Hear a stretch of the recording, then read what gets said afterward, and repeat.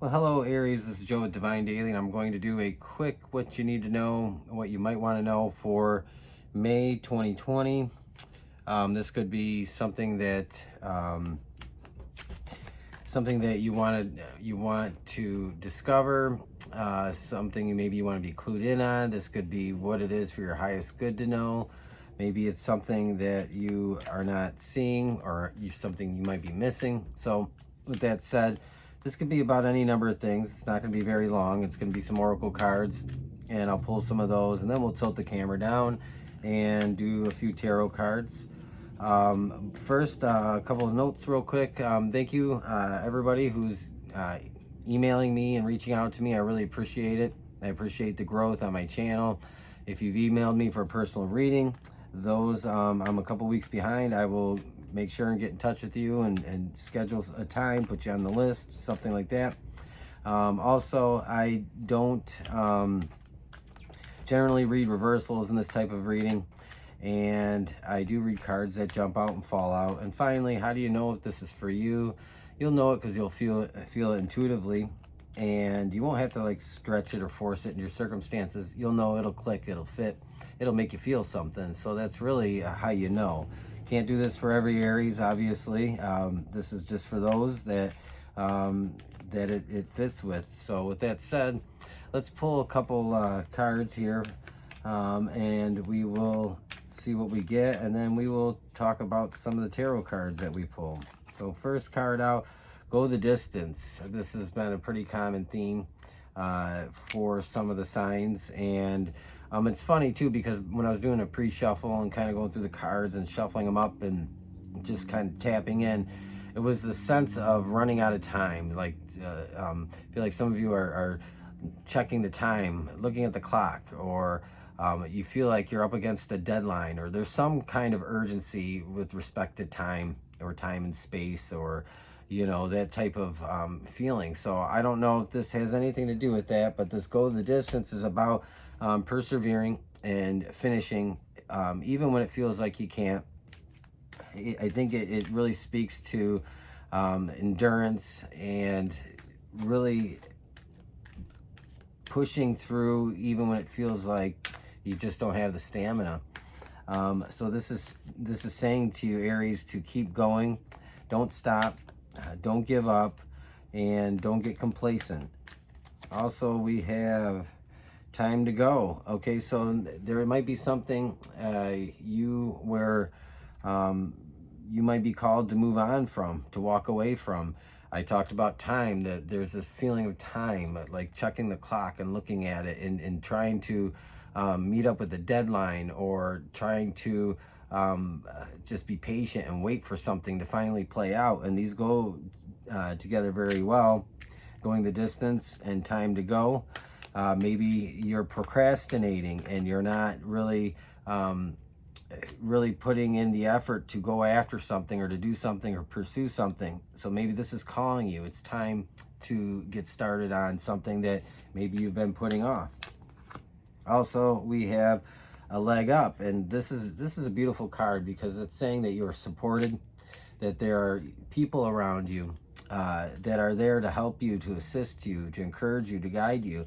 And it might be the other way around. There might be somebody that you need to support, to lift up, to guide, to help out.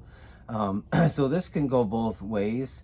But this is also saying that your support isn't always in the physical. Your support system could very much be ancestors, guides, angels, God, the universe, there to lift you up and to give you that hand up that you need.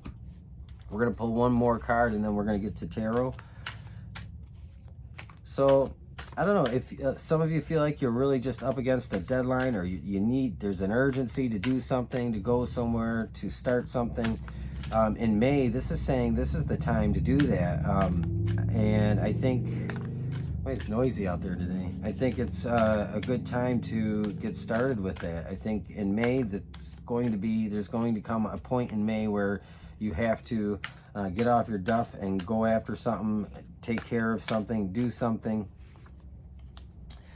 Star Seer. So some of you are really in tune that have that deep psychic, this is more than intuition. Some of you are just really really connected, and you do better when you're connected.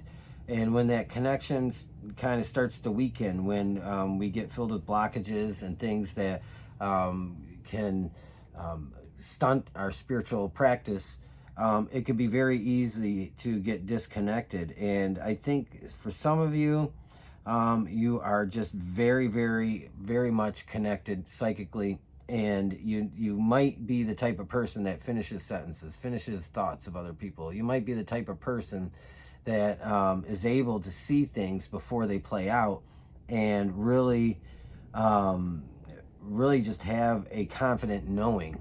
And so if that's you, tap into that, pay attention to that. So we're going to pull some tarot cards. I'm going to set the camera up, tilt it down, and we'll see what tarot messages we get for May. Okay, Aries, so I'm going to pull some cards, and we're going to see if we can pull out any more messages for May. I really do like how things line up when cards are used as a tool to help others, and how the cards quite often line up to that deep intuition. And I think there's something here that's going to come out that's going to be very specific, maybe for one or two of you, most certainly.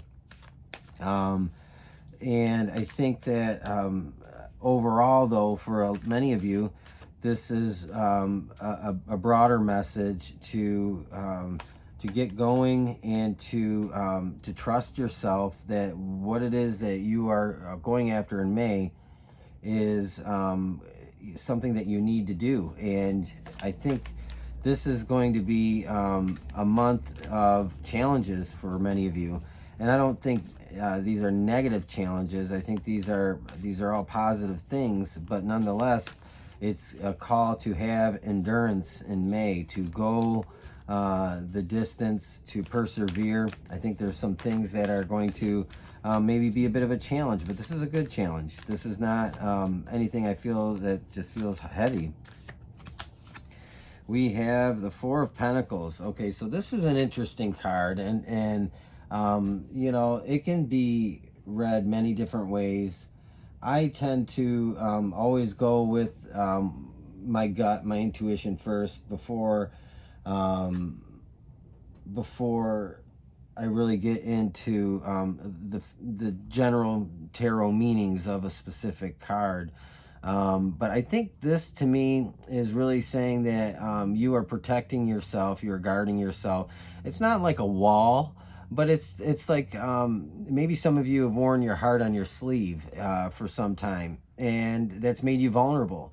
And so I think some of you are walking away from that vulnerability a bit, and instead of being maybe very open about yourself, you may have found that some people take advantage of your hurts and your pains and your sadness and your vulnerable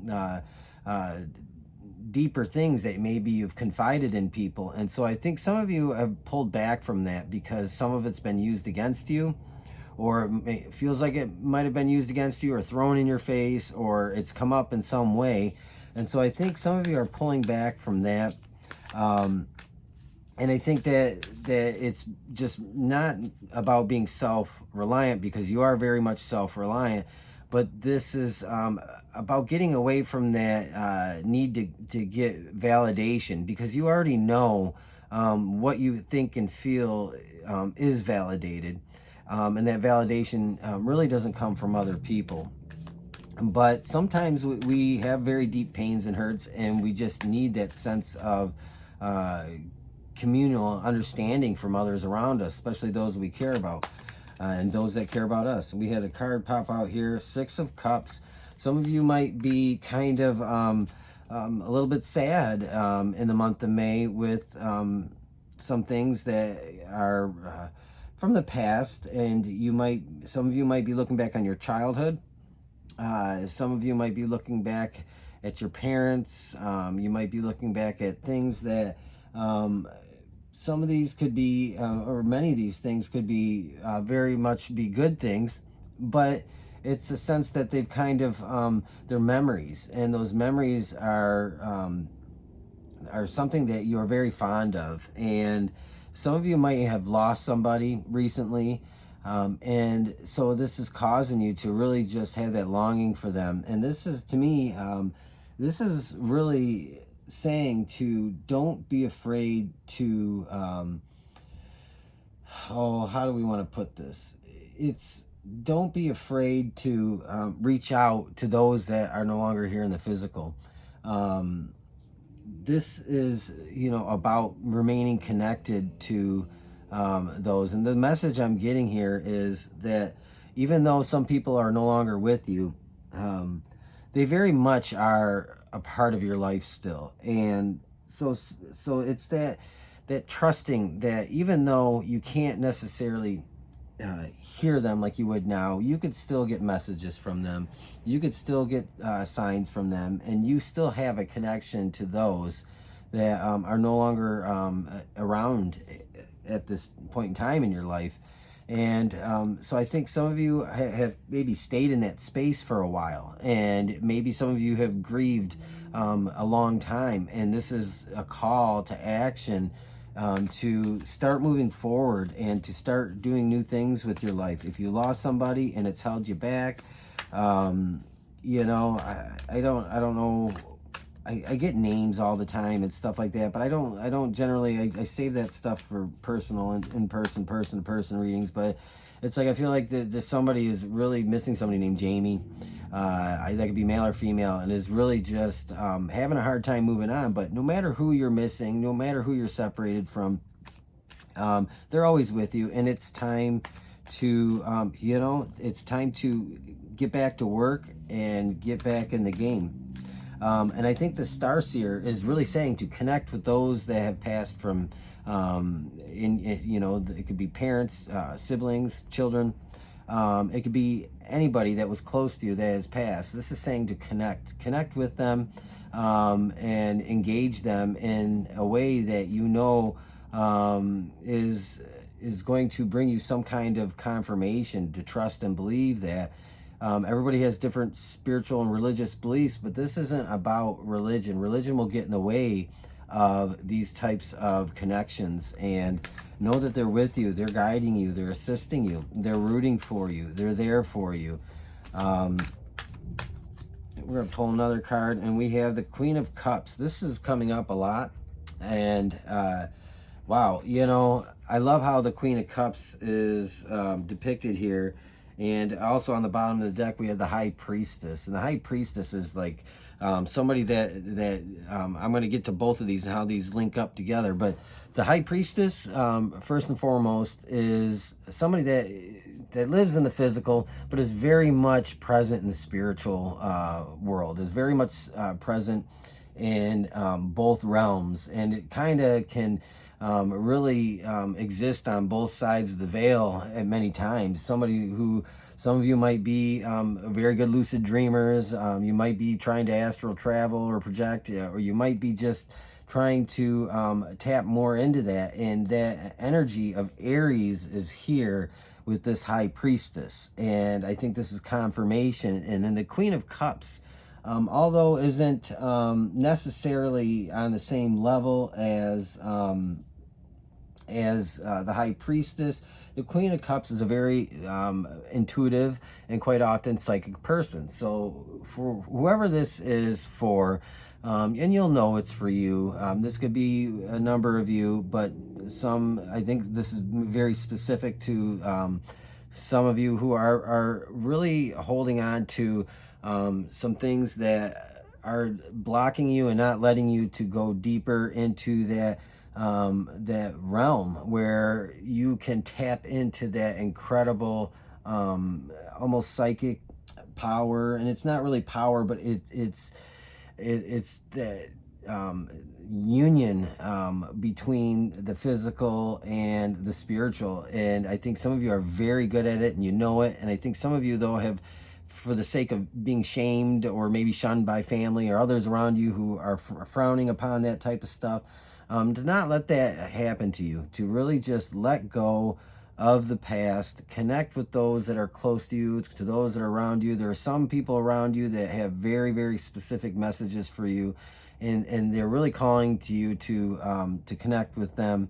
And don't let anybody tell you otherwise. The Four of Pentacles, I want to point out again, is very much saying that you might need to let yourself trust again, to not hold too tightly on to what's on the inside, that it's still okay to be vulnerable, but choosing those around you that to be vulnerable with makes all the difference here. And I think some of that vulnerability maybe might be well served with connecting to anybody in your life that has moved on or passed on. And so, Aries, I think the message for you in May is to stop doubting your intense, very gifted connection with the spirit world, within your own mind and heart, and know that you are attuned to this type of.